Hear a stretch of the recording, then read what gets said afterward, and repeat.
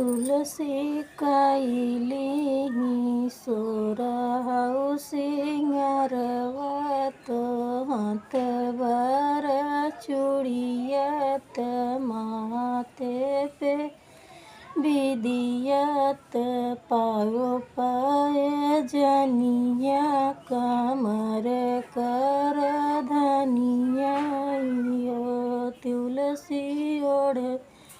लीही ललकी चुनरियत मांगी के सेनुरवई हो तुलसी लैली गहरी गगरिया जमुना जी के तीरे गई यमुना जी के तीरे गई हो बहिनी रास्ता में मिली रुक माड़ी तो पूछे लगी बात तो पूछे लगी बतिया न हो तुलसी कहाँ पाऊ सोरा आऊ सिंगारवत हाथे बर चूड़ियत पाँव पाए जनियत माथे के विदिया कमर कर धनिया हो तुलसी के हो तो तुलसी कहाँ पाऊ ललकी चुनरियत मांगे वर से नूर मांगे भर से नूर हो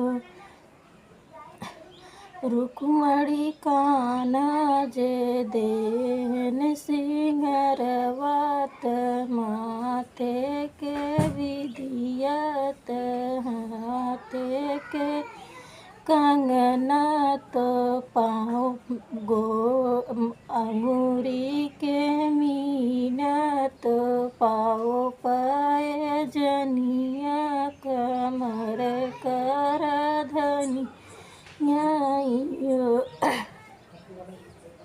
तुलसी का रुक्मणी कान्हा जे देहन चुनरियत भरी मांग से नूर हो तुलसी हमर तो पीछे घात कैलू पीठिया गार धैलू तो सवत हमर बनली हो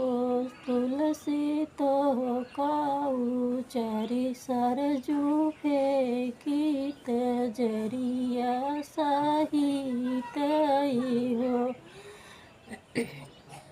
जाऊ रुक्मणी हम चारी तू ही फेंकती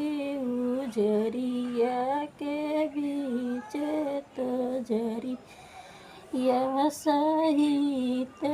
जमुना जी के बीच में हो